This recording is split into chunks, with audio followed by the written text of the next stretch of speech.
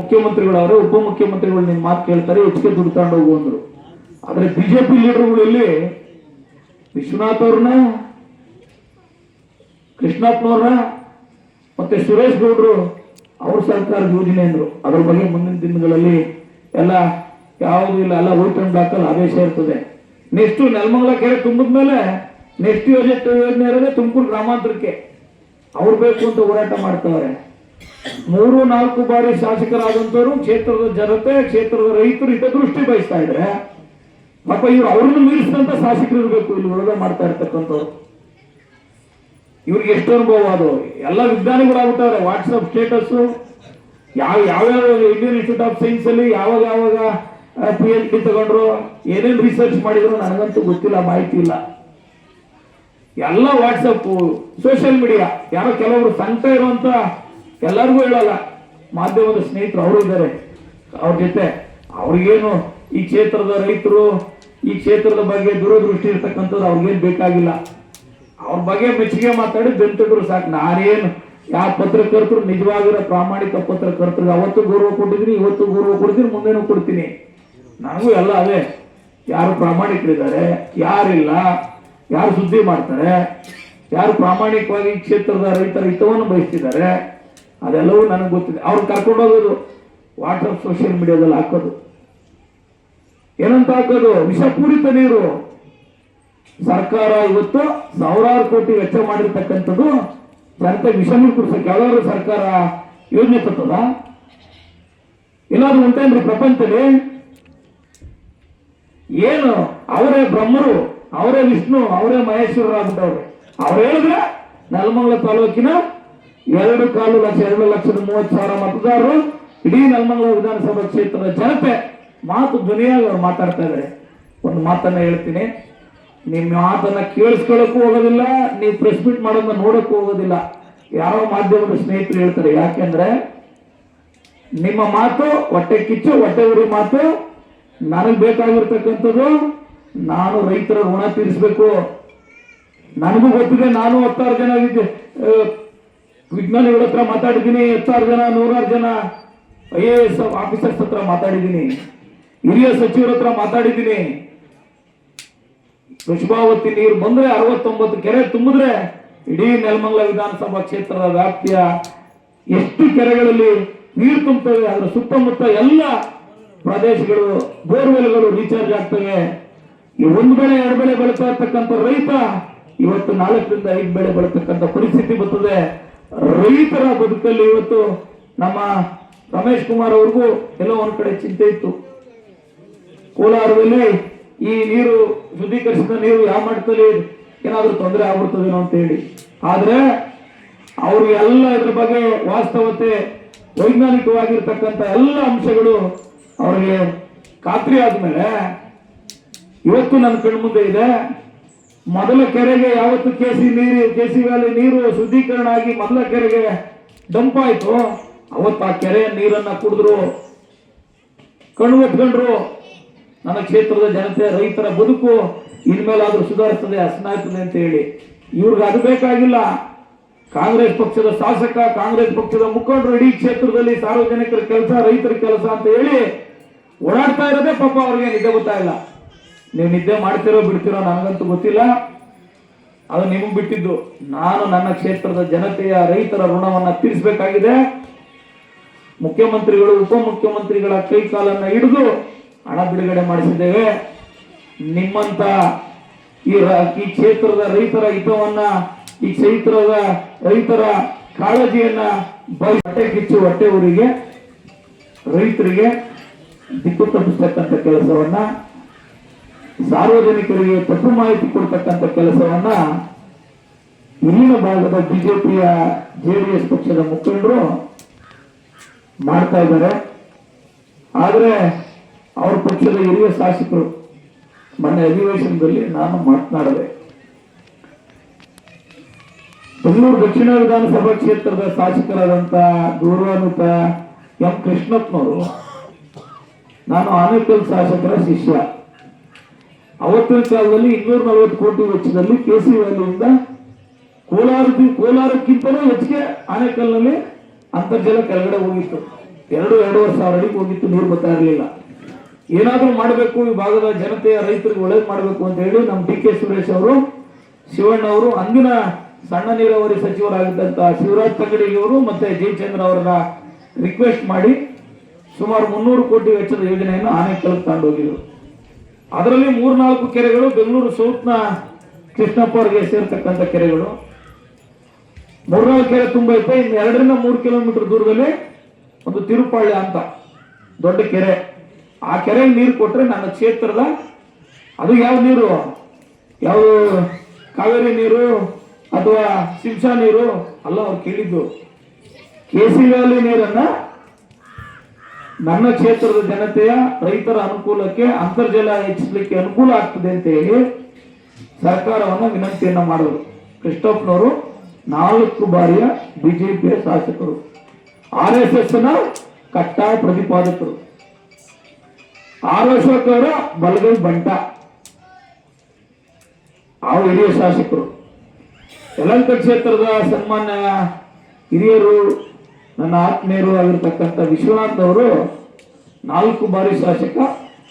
ನಾನಿವತ್ತು ಕಾಂಗ್ರೆಸ್ ಇರ್ಬೋದು, ಬಿಜೆಪಿ ಇರ್ಬೋದು, ಕರ್ನಾಟಕ ರಾಜ್ಯದಲ್ಲಿ ಅಭಿವೃದ್ಧಿಗೆ ಪೂರ್ವಕವಾಗಿರ್ತಕ್ಕಂಥ ಅಭಿವೃದ್ಧಿಯೇ ನನ್ನ ಧ್ಯೇಯ ಅಂದ್ಕೊಂಡು ಬಹಳ ಅಭಿವೃದ್ಧಿಯನ್ನ ಬಹಳ ವೇಗಗತಿಯಲ್ಲಿ ಮಾಡಿದಂತ ಬೆಂಗಳೂರು ಸುತ್ತಮುತ್ತ ಇರ್ತಕ್ಕಂಥ ಶಾಸಕರಲ್ಲಿ ವಿಶ್ವನಾಥ್ ಅವರು ಸಹ ಮೊದಲಿಗರು.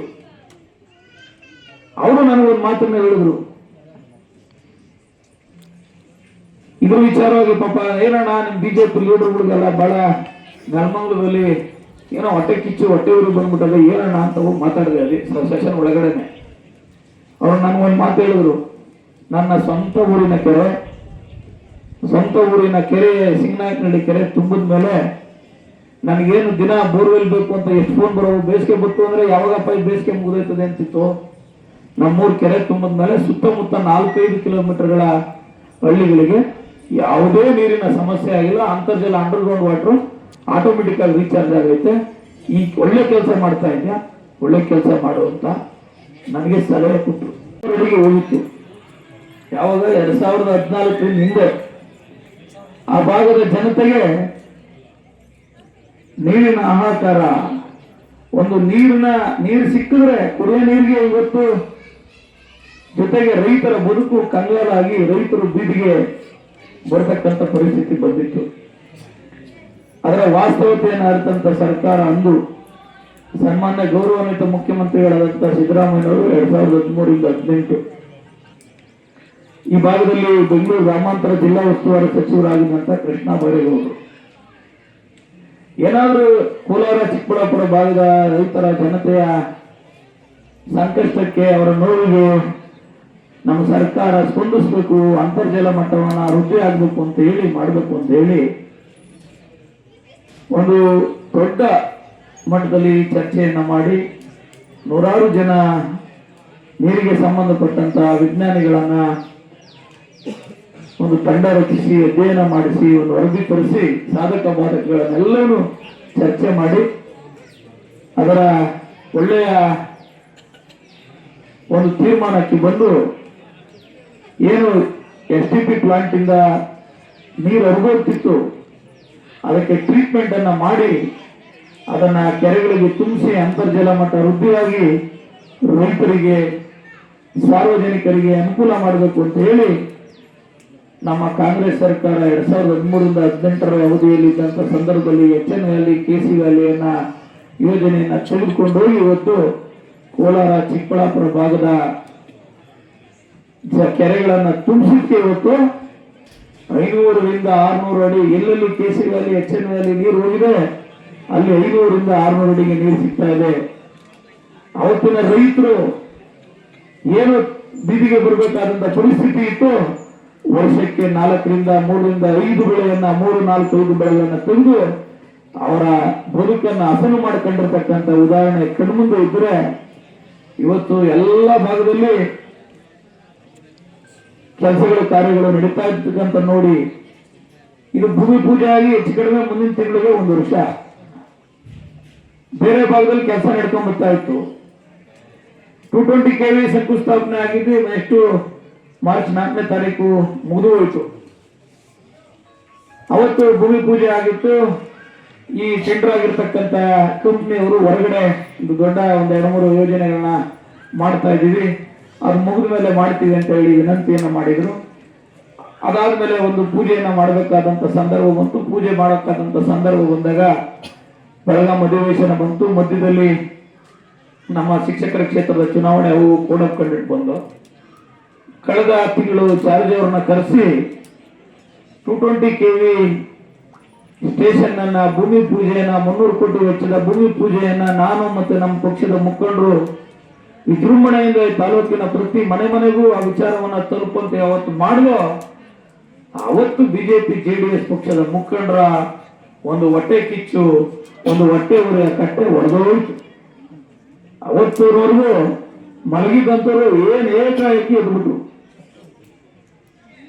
MLA ಒಳ್ಳೆ ಹೆಸರು ಗೊತ್ತಾದ್ರೆ MLA ಹೆಸರಿಗೆ MLA ಮಾಡ್ತಕ್ಕಂಥ ಕೆಲಸಕ್ಕೆ ನಾವೇನಾದ್ರೂ ಒಂದು ಕಾರಣ ಹುಡುಕ್ಬೇಕು ಅಂತ ಹೇಳಿ ರಾತ್ರಿ ಹಗಲು ರಾತ್ರಿ ನನ್ನ ಜಪವನ್ನ, ನಮ್ಮ ಸರ್ಕಾರದ ಜಪವನ್ನ, ವೃಷಭಾವತಿ ವ್ಯಾಲಿ ಯೋಜನೆಯ ಜಪವನ್ನ ಮಾಡ್ಲಿಕ್ಕೆ ಸ್ಟಾರ್ಟ್ ಮಾಡ್ಬಿಟ್ಟವ್ರೆ.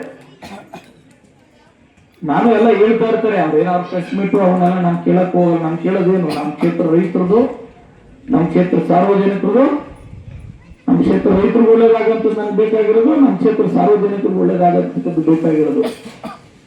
ಎಲ್ಲರೂ ಎಲ್ಲ ಪಾಪ ಅವ್ರ ಬಾಯಿ ಬಂದಾಗ ಮಾತಾಡ್ತಾರೆ. ಈ ಕ್ಷೇತ್ರದಲ್ಲಿ ಏನು ಒಂದು ಕೆಲಸನೂ ಆಗಲಿಲ್ಲ ಅಂತ, ಕೆಲಸ ಆಯ್ತು ಅಂತ ಯಾರೋ ಮಾತಾಡಿದ್ರೆ ನೀವು ಹಂಗೆಲ್ಲ ಮಾತಾಡಬೇಡಿ ಅಂತಾರೆ. ಜನರು ಬಾಯಾದ್ರು ಮುಚ್ಚಕ್ಕಾಯ್ತದ? ಶ್ರೀನಿವಾಸಪುರ ಪಂಚಾಯತ್ ಕೆಲಸ ಆಗಿರ್ತಕ್ಕಂಥದ್ದು ನನ್ನ ಅವಧಿಯಲ್ಲಿ ಯಾರಾದ್ರೂ ಇಲ್ಲ ಅಂತ ಹೇಳಕ್ಕಾಗ್ತದ? ಬೇಕಾಗಿಲ್ಲ. ನೀವು ಯಾರ್ಯಾರು ಮಾತಾಡ್ತಾ ಇದ್ದೀರಾ, ಹಿಂದೆ ಇದ್ದಂಥವ್ರು ಈ ನೀರು ಬೇಕಾ ಬೇಡವಾ ಅಂತ ಕೇಳಿರೋದಕ್ಕೆ ವಿಡಿಯೋ ಇದೆ, ದಾಖಲೆ ಇದೆ. ಮುಂದಿನ ಅಧಿವೇಶನ ಮುಗಿದ ನಂತರ ಪ್ರೆಸ್ ಮೀಟ್ ಅನ್ನ ಮಾಡಿ ಅದ್ರ ಬಗ್ಗೆ ನಾನು ಈಗಾಗಲೇ ಎಲ್ಲ ಮಾಧ್ಯಮದ ಸ್ನೇಹಿತರಿಗೆ ಕಳಿಸ್ಕೊಟ್ಟಿದ್ದೀನಿ. ನಿರ್ಮಲಾ ಸೀತಾರಾಮನ್ ಈ ದೇಶದ ಆರ್ಥಿಕ ಮಂತ್ರಿಗಳು ಕರ್ನಾಟಕ ಸರ್ಕಾರದ ಈ ಯೋಜನೆಯನ್ನ ದೇಶದಾದ್ಯಂತ 100 ಕೆರೆಗಳಿಗೆ ಟ್ರೀಟ್ಮೆಂಟ್ ವಾಟರ್ ಅನ್ನ ಕೊಡಬೇಕು, STP ವಾಟರ್ ಅನ್ನ ಶುದ್ಧೀಕರಿಸಿ ಕೊಡಬೇಕು ಅಂತ ಮಾಡಿದ್ದಾರೆ. ನಿರ್ಮಲಾ ಸೀತಾರಾಮನ್ ಅವರು ಕಾಂಗ್ರೆಸ್ ಪಕ್ಷದ ಮಂತ್ರಿಗಳ ಈ ದೇಶವನ್ನ ಎಷ್ಟು ವರ್ಷಗಳಿಂದ ಮುನ್ನಡೆಸ್ತಾ ಇದ್ದಾರೆ.